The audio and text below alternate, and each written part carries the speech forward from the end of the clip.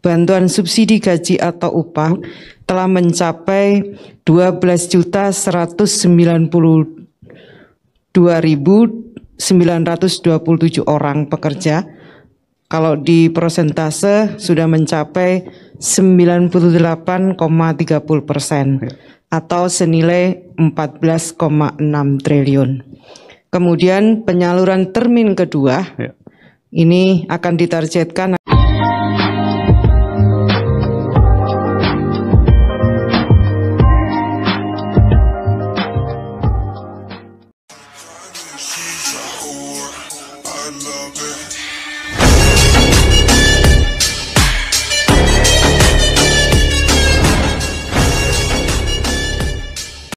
Terima kasih. Assalamualaikum warahmatullahi wabarakatuh. Waalaikumsalam. Pak Menko, Kepala BNPB, Pak Menteri Riset, terima kasih. Dampak pandemi COVID-19 ini luar biasa pada perekonomian nasional kita, dan itu tentu saja dampaknya pada sektor ketenagakerjaan. Banyak teman-teman yang di PHK, yang dirumahkan. Banyak teman-teman yang berkurang pendapatannya meskipun belum atau tidak di PHK atau tidak dirumahkan.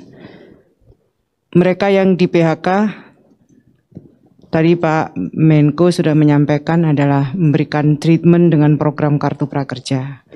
Kepada mereka yang masih bekerja tapi kehilangan pendapatan, mereka yang pendapatannya di bawah 5 juta, pemerintah menyalurkan program berupa subsidi gaji atau upah yang menyasar kepada 12,4 juta para pekerja kita dengan ketentuan sebagaimana diatur dengan Permenaker.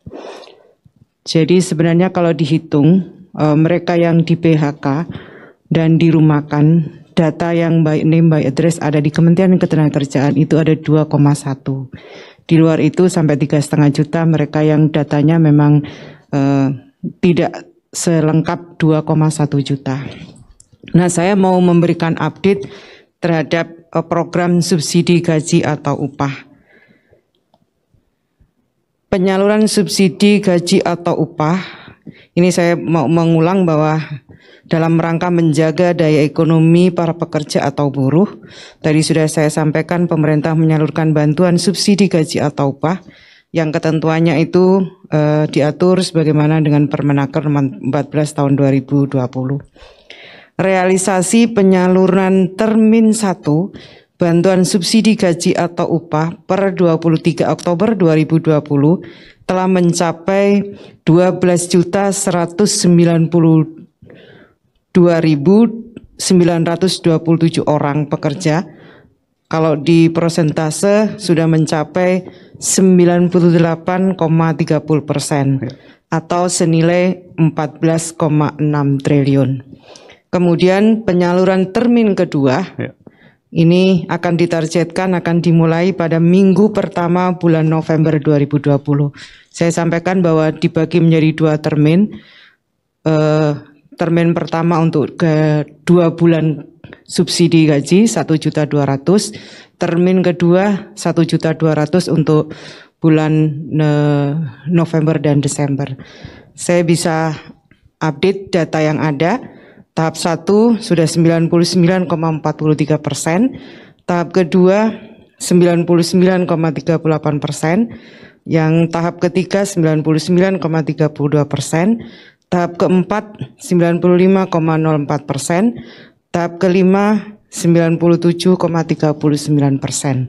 Saya menyaksikan sendiri teman-teman pekerja yang mendapatkan program subsidi gaji atau upah, mereka merasakan kehadiran negara dalam kondisi yang memang mereka mengalami pengurangan upah. Jadi atau dia gaji. disubsidi ditambah gajinya ya Bu ya? Iya, disubsidi. Jadi disubsidi ini menggunakan uang pemerintah bersumber dari APBN, tidak bersumber dari uangnya pekerja yang ada di BPJS Ketenagakerjaan. Artinya tidak mengurangi manfaat apapun atau sama sekali tidak menggunakan uang pekerja yang dikelola di BPJS Ketenagakerjaan. Besarnya 600.000. 600.000 setiap bulan selama 4 bulan.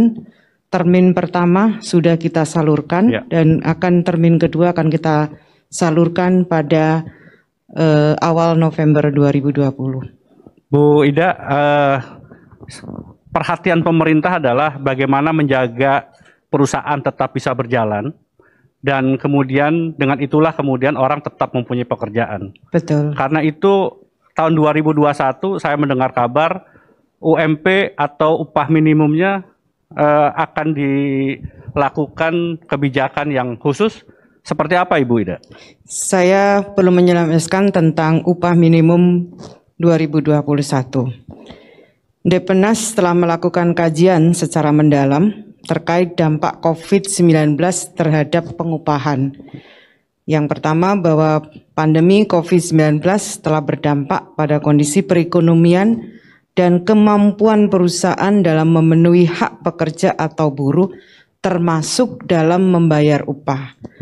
Kemudian dalam rangka memberikan perlindungan dan keberlangsungan pekerja atau buruh serta menjaga kelangsungan usaha perlu dilakukan penyesuaian terhadap penetapan upah minimum pada situasi pemulihan ekonomi di masa pandemi COVID-19. Atas berbagai pandangan dan dialog melalui forum Depenas tersebut, maka kami mengeluarkan surat edaran yang isinya adalah melakukan penyesuaian terhadap penetapan nilai upah minimum tahun 2021 sama dengan nilai upah minimum tahun 2020. Penetapan upah minimum setelah tahun 2021 dikembalikan sebagaimana ketentuan peraturan perundang-undangan. Surat edaran tersebut tentu saja mempertimbangkan berbagai dasar hukum, mulai dari Undang-Undang Nomor 13 Tahun 2003, kemudian Undang-Undang Nomor 2 Tahun 2020 tentang penetapan peraturan pemerintah pengganti Undang-Undang Nomor 1 Tahun 2020 tentang kebijakan keuangan negara dan stabilitas sistem keuangan untuk penanganan pandemi COVID-19 dan atau dalam rangka menghadapi ancaman yang membahayakan perekonomian nasional dan atau stabilitas sistem keuangan menjadi undang-undang. Kemudian ada Peraturan Pemerintah Nomor 78 Tahun 2015, Peraturan Pemerintah Nomor 23 Tahun 2020, kemudian Peraturan Menteri Ketenagakerjaan Nomor 21 Tahun 2016 yang kemudian Peraturan Menteri Ketenagakerjaan Nomor 15 Tahun 2018 tentang upah minimum. Itu dasar hukumnya. Iya. Dan itu sudah dikomunikasikan dengan teman-teman asosiasi pekerja. Jadi sebenarnya ini adalah diskusi panjang dengan teman-teman yang ada di Penas. Tentu saja pendapat antar satu dengan yang lainnya kita akomodasi. Ini dalam pandangan kami adalah jalan tengah yang harus diambil oleh pemerintah dalam kondisi yang sulit dan tidak mudah, saya kira. Betul. Perlindungan pengupahan kita jaga, keberlangsungan usaha juga harus kita perhatikan. Nah, atas dasar itulah SE ini kami keluarkan. Di samping itu tentu saja harus diingat bahwa pemerintah kan tetap memperhatikan kemampuan daya beli para pekerja melalui subsidi upah yang sudah saya sampaikan tadi. Sesungguhnya bantalan sosialnya sudah kita siapkan, sudah disiapkan oleh pemerintah. Baik. Jadi pemerintah tidak begitu saja menetapkan itu karena ada beberapa langkah yang sudah dilakukan oleh pemerintah. Baik.